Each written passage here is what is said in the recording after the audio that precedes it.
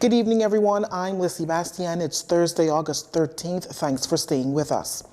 The minister-led administration has been labeled as incompetent in the face of COVID-19 pandemic.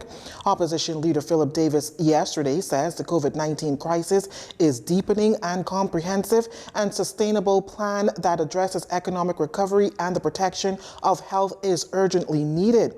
Mr. Davis contends that its COVID-19 task force released a number of strategies and suggestions to combat the virus, with the government ignoring them, and claims that the government's strategies, which are lockdowns and curfews, are both unsustainable options. Mr. Davis further lamented that the government economic recovery plan is still being worked on 5 months into the pandemic, as stated by the Prime Minister in his national address on Sunday. Mr. Davis added that the competent authority should immediately be expanded to include experts in various sectors who can sensibly debate and plan the best course of action.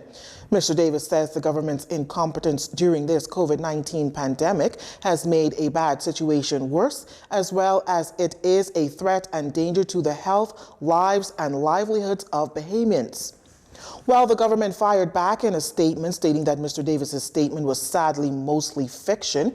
In a statement issued by the Office of the Prime Minister, it accused Mr. Davis of issuing false, misleading statements during a time of extreme strain, adding that the failure of substance and support put all Bahamians at risk.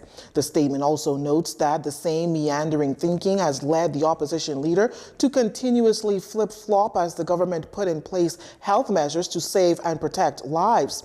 The statement further noted that it is not time for political gamesmanship, adding that Mr. Davis's statement is absence of facts, logic, and common sense. The statement continues that Mr. Davis has been asked to attend meetings, offer suggestions, and participate as a Bahamian leader and not as a partisan politician. Meantime, the Democratic National Alliance Chairman Omar Smith classifying this back and forth between the government and the opposition as frivolous. He says as the country goes through the worst crisis of our lifetime, both the Free National Movement and the Progressive Liberal Party refuse to lay down their old playbook of divisive politics for political gain. Yes, we know people are hurting. Yes, we know families are being evicted. Yes, we know our doctors and nurses and other healthcare providers are being tested beyond what is expected. But where have been the credible and practical solutions from the official opposition?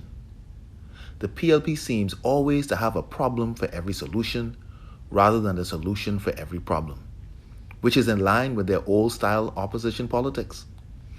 It is well known that the competent authority does not listen to good advice, recommendations, and counsel. But should we stop giving them? Absolutely not.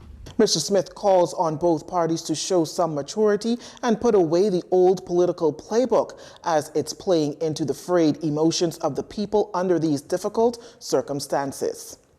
The Ministry of Health confirming last night 47 additional cases of COVID-19 in the country, bringing the total number of confirmed cases to 1,036.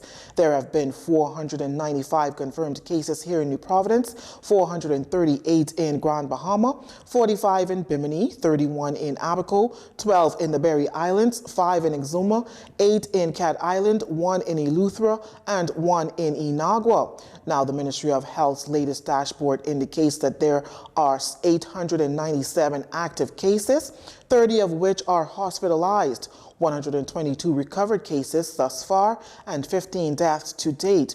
There have been at least 7,096 tests completed.